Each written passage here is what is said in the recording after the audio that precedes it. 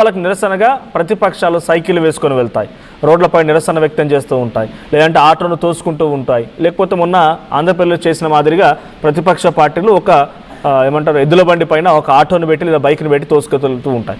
కానీ ఇప్పుడు ఈ నిరసనలు మొత్తం అధికార పార్టీ చెప్తాను, సైకిళ్ళు దొక్కుతున్నారు, నడుచుకుంటూ వెళ్తున్నారు, మెట్రోలకి వెళ్తున్నారు, ట్రైన్లకు వెళ్తున్నారు. సో అధికార పార్టీయే పెట్రోల్ ధరలు పెంచి వాళ్ళే అంటే నిరసనలో ప్రతిపక్షాలు చేయాల్సిన పని అధికార పార్టీ వాళ్ళే చేస్తున్నారు. అది నిరసనని కాదు, వాళ్ళు మేమంతా కూడా సామాన్యులాగా వ్యవహరిస్తున్నాం, మీరు కూడా మాలాగా వెళ్ళాలంటేగా పబ్లిక్ని మోటివేట్ చేస్తున్నట్టున్నారు. సో ఇప్పుడు ఈ ఎఫెక్ట్ ఎలా పడబోతోంది? ఇంకా పెరిగే అవకాశం ఉంది కదా?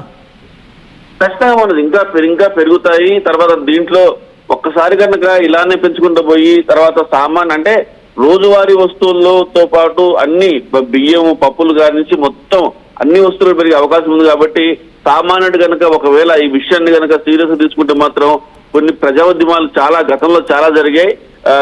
ఇప్పుడు కూడా ఇలాంటి పరిస్థితి వచ్చే అవకాశం అయితే ఉంది. ప్రభుత్వం చేతులారా ఇలా పెంచుకుంటూ పోయి అంటే ముందే చెప్పాం కదా, ముందే హెచ్చరించాం కదా చెప్పని దాటవేస డైలాగులు చెప్పే అవకాశం అయితే ఉంది. ఏదైనా కూడా ఈ పెంపుదల విషయంలో మాత్రం సామాన్యుడు చాలా ఇబ్బంది పడే పరిస్థితి మనకు చాలా స్పష్టంగా కనిపిస్తా ఉంది. మనోజ్, అంటే ఈ స్థాయిలో పెంచేశారు. సో ఇప్పుడు అటు స్ట్రైట్ ఆఫ్ హార్ముజ్లో కొంత క్లోజర్ ఉంది, ఇరాన్ ఇజ్రాయిల్ అమెరికా వార్ నేపథ్యంలో మనకు సరైన ధరలు అందుబాటులో లేవు, రష్యా నుంచి మనం కొనుగోలు చేసే వాళ్ళం రష్యా నుంచి ఆగిపోయింది, ఇప్పుడు ఆల్టర్నేట్ సోర్స్ లేదు కాబట్టి పెంచేస్తున్నారు. రేపటి రోజున రష్యా నుంచి అంటే రష్యా అక్కడ ఏ దేశంతో ఒప్పందం చేసుకున్నా భారతదేశం ప్రభుత్వాలు చేసుకోవాలి, ప్రభుత్వాలు ప్రజల్ని సక్రమంగా నడిపించాలి, అంటే వాళ్ళకి కొంత రిలీఫ్ ఇవ్వాలి. కానీ అక్కడ డొనాల్డ్ ట్రంప్ చెప్పాడనో లేకపోతే ఇంకెవరు చెప్పారనో సొంత దేశస్తులని ఇబ్బంది పెట్టడం తప్పదు. ఇలా డెఫినెట్గా ఇట్స్ బిగ్ మిస్టేక్ అని చెప్పాలి.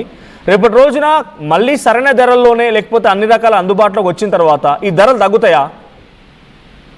ఇంత రేటు ఇంత భారీ ఎత్తున పెంచి ధరలు తగ్గడం అంటే మనం గమనించుకోవచ్చు.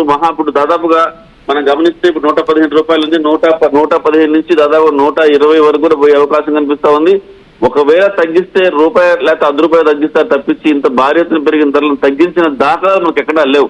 మనం చూస్తూనే ఉన్నాం, 40 రూపాయల నుంచి చూస్తా ఉన్నాం, ఈరోజు 115-120 రూపాయలకి వెళ్ళిన తర్వాత ఎప్పుడైనా ప్రభుత్వం ప్రకటించి పెట్రోల్ ధరలు తగ్గించామని చెప్పాలనుకున్నప్పుడు 10 రూపాయి పెంచేటప్పుడు మాత్రం 5 రూపాయలు 3 రూపాయలు 4 రూపాయల చోటు పెంచుతారు. తగ్గించేటప్పుడు మాత్రం ఓన్లీ 10 రూపాయల కంటే ఎక్కువ తగ్గించే అవకాశం లేదు. ఇది ఖచ్చితంగా సామాన్యుడి మీద ఖచ్చితంగా గట్టి దెబ్బ తగిలే అవకాశం కనిపిస్తా ఉంది. రేపొద్దున ఎవరైతే పాల్గొన్నారో వాళ్ళ మీద చాలా గట్టి ఎఫెక్ట్ పడే అవకాశం కనిపిస్తా ఉంది. ఇప్పటికిప్పుడు పబ్లిక్ దీని మీద నిరసన తెలియపోవచ్చు, కానీ ఖచ్చితంగా ఫ్యూచర్ లో మాత్రం ఇది సామాన్యుడు చాలా గట్టి దెబ్బ అని చెప్పుకోవచ్చు. Manoj, right, thank you Nareddy, thank you for the update. So మొత్తంగా కొన్ని కామెంట్స్ కూడా వస్తున్నాయి, కామెంట్స్ కూడా చదువుతాను నేను. సో కాలే షావలి అంట, మిడిల్ క్లాస్ ఫ్యామిలీకి హై బర్డెన్ అంటున్నారు. Of course. సో నిరంజన్ బాబా మన మోదీ కాదు అంట. తర్వాత షేక్ షరక్ జై బీజేపీ అంట. ఇరువాక ఇలాగే ధరలు పెరిగితే ప్రభుత్వాలు మారడం ఖాయం గోవిందా గోవిందా అనో కామెంట్ వచ్చింది. ఏరువాకనంట, sorry.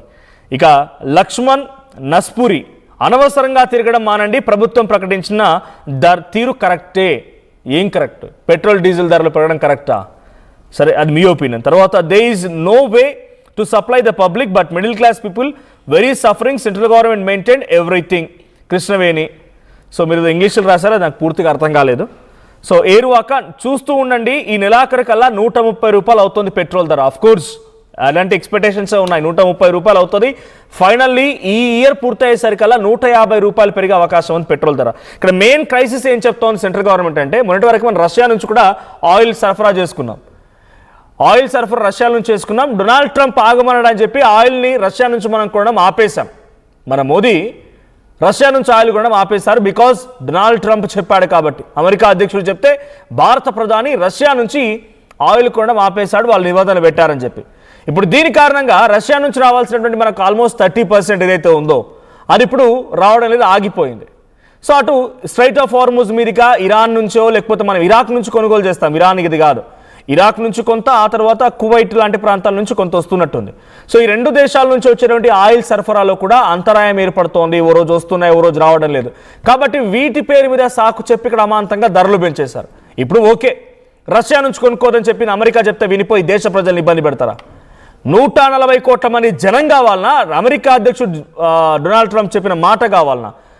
So this should be decided, ఇది డిసైడ్ చేసుకోవాల్సిన అంశం. ఇకపోతే మన దేశంలో ఆయిల్ సరఫరా విషయంలో కూడా ఎప్పటికప్పుడు తగు చర్యలు తీసుకుంటూ ఉన్నాం, ఎటువంటి అంతరాయం లేదు అని చెప్పిందే వాళ్ళు. మరి ఆయిల్ ధరలు అంతా సరఫరా తీసుకున్న తర్వాత ధరలు ఎందుకు పెరుగుతున్నాయి అంటే ఎటువంటి సమస్యలు అని చెప్పే వాళ్ళే ధరలు రైజ్ చేసేది వాళ్ళే. 115 రూపాయలు ఇప్పుడు హైదరాబాద్లో పలుకుతోంది. నిన్నటి వరకు సామాన్య ధరలు అందుబాటులో నిత్యావసర సరుకులు చూడండి ఒక్కటేసారిగా ముట్టుకుంటే సర్రుమనేటువంటి ఆ పరిస్థితి రాబోతోంది ధరలు కూడా. ఇంకా కామెంట్స్ ఉన్నాయి. లక్ష్మణ్ నస్పురెంట్, పెట్రోల్ ఈజ్ నాట్ ఇంపార్టెంట్, వేరే ఆలోచించండి అంట.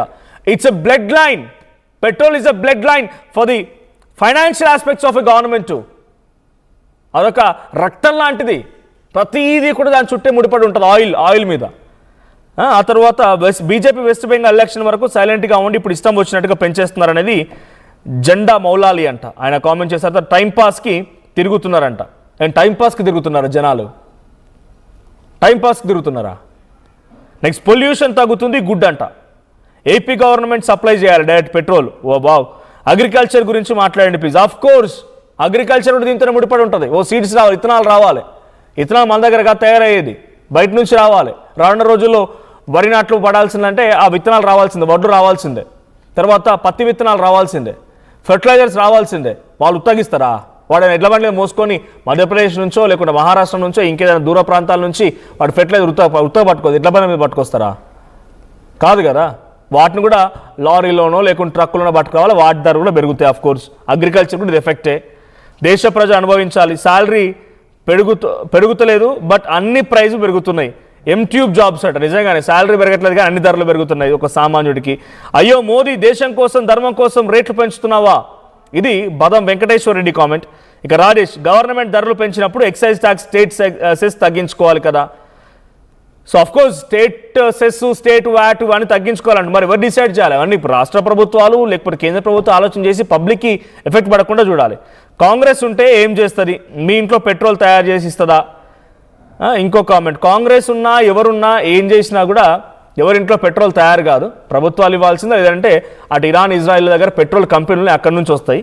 సో ఐ సపోర్ట్ గవర్నమెంట్ అంట. మోదీ అంతే, ఇంకా పెరుగుతుందో, ఎలక్షన్ ఉన్నాయి అందుకే అప్పుడు పెంచలేదు. సార్ మీరు రైతు గురించి కాస్త ఆలోచించండి సార్.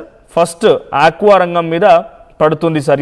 ఆక్వా రంగం ప్రతి దాని మీద.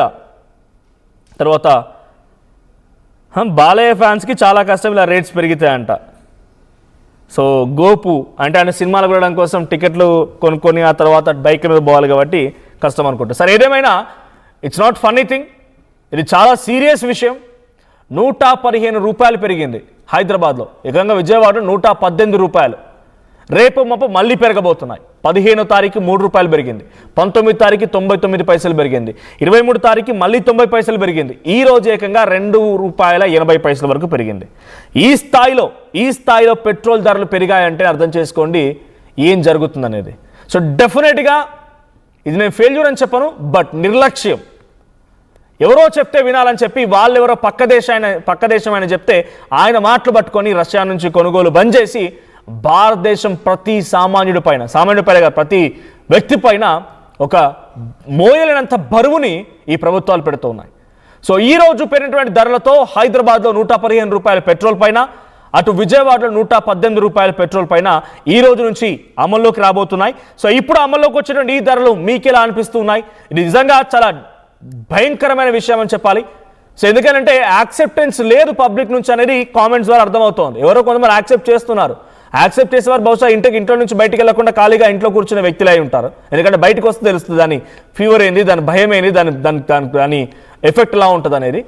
చూడండి రేపటి నుంచి నిత్యావసర సరుకుల ధరలు కూడా పెరగబోతున్నాయి. ఇప్పటికే గ్యాస్ లేదని చెప్పి టిఫిన్ సెంటర్లో మనం సాధారణంగా తినే టిఫిన్లు 30 రూపాయల నుంచి 40 రూపాయలకు పెంచేసినట్టుగానే ఇప్పుడు ఈ పెట్రోల్ డీజిల్ ధరలు పెరగడం మూలంగా ప్రతి వస్తువు పైన ధరలు పెరిగే అవకాశం ఉంది. మోస్ట్ ఎక్కువగా వెంటనే అమల్లోకి వచ్చే ధరలు మాత్రం పాల ప్యాకెట్ల పెరుగు పైన. ఎందుకంటే ప్రతిరోజు రావాలి ఇవన్నీ కూడా పెరిషబుల్ గూడ్స్. సో ఆ పెరిషబుల్